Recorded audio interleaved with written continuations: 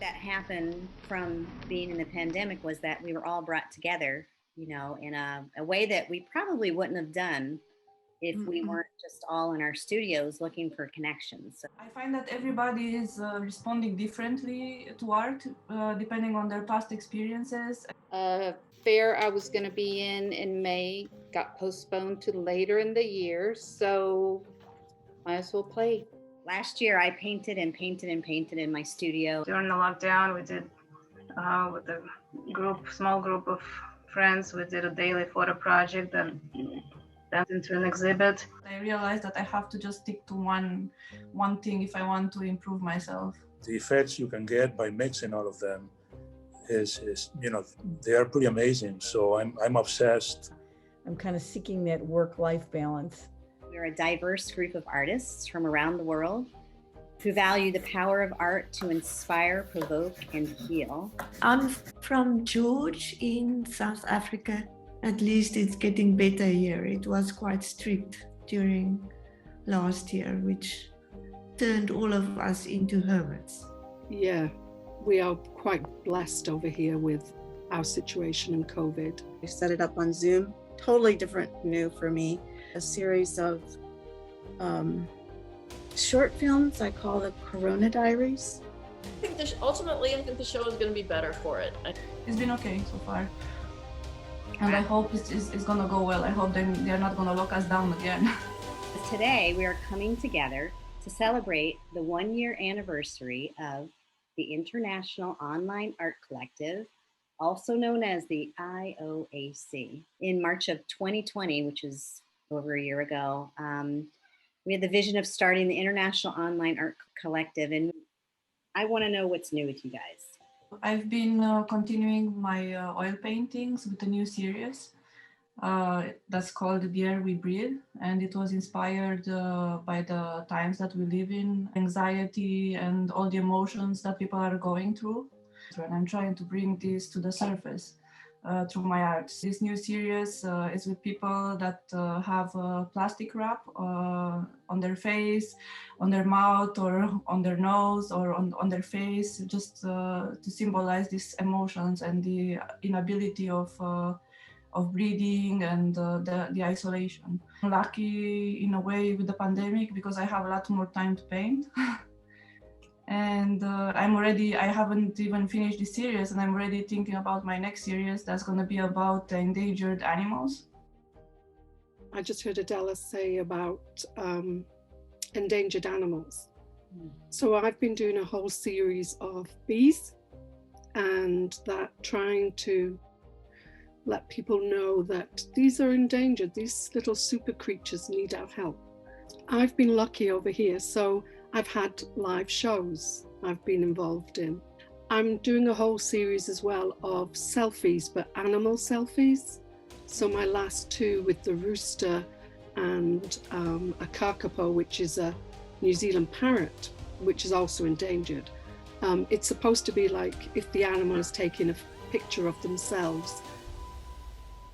I'm pretty much using this time since we started the group with experimenting, because everything so far has been canceled.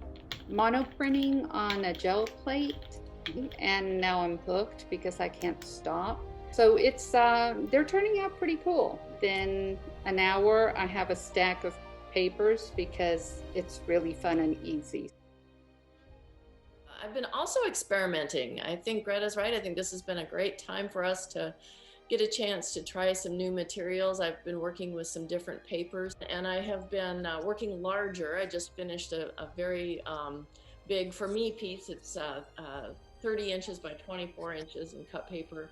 I've started revisiting the pieces I'm going to have in the riparian zone, which has now been rescheduled for July. I've had, a whole extra year to work on it and tweak it. I'm going to stick with the paper theme. I am a sculptor, but I work with a lot of paper dimensionally. Spent, like all of us, a lot of time experimenting. I'm planning on a new kinetic installation using papers, all kinds of new papers that I experimented with over the last year. I've been piling up collage material for new work that has been delayed because I am making a new website, something I should have done in 2020. When COVID struck, I was for a few months unable to go to the studio, so I became interested in markers, and I'm just fascinated by them now. I have hundreds of markers now. When I get up, I'm dying to come to the studio and continue the experiment. I mean, I was trained as a physicist, so I started in science, a different angle of human ingenuity. During the pandemic, I have taken classes. I've added this new video skill, and I made a 49-minute film about the lockdown and learned at least 2 different editing apps for my iPad. And so I'm continuing to use my iPhone and my iPad to make art. I would say the biggest thing is that I have learned a lot. My Portrait of a Woman series, that's still the kind of the backbone of the work that I'm doing. During the COVID lockdown time here, I was exploring some other mediums. I've got a medical background, so I'm absolutely fascinated by the human figure. I see poetry in a female form. It's just the gentle curves and lines. It's just fascinating to me. So I also feel that the charcoal and the pencil, they lend themselves to giving you those soft lines. This to me is a very exciting direction I'm quite enjoying. I'm Barbara, and I'm based in Milan, in Italy, and I am an abstract artist. My paintings are usually inspired by my travels, my travels in the past, let's say, because now it's not possible anymore to do Greek mythology, and by literature.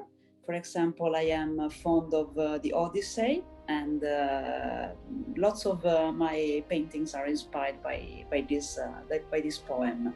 Beautiful thing is that I've been invited some months ago from a private museum in Athens to join a project regarding Italian painters. This will be part of the collection of the museum. So this is something very, very nice that happened to me in this period, let's say.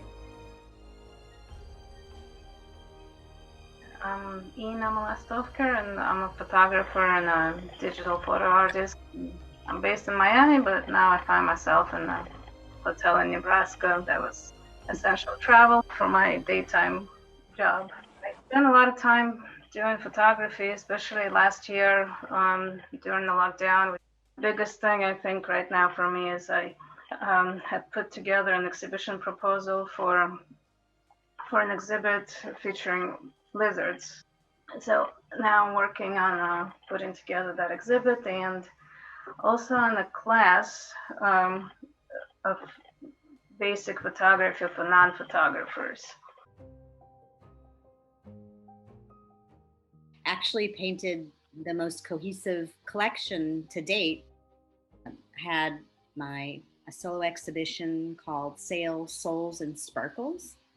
And of course, we all did the collective, and I started this podcast, which has been a lot of fun. There are more people in our collective. So we're a total of 15. This friendship and bond that we've all formed with each other, working together to just make us who we are. And people are really interested in what you're hearing each of these artists talk about. You can actually go to either their Instagram or YouTube, or even to our International Online Art Collective space. If people want to keep up with us and see our latest projects, they should go to our website and subscribe to our newsletter. Yeah.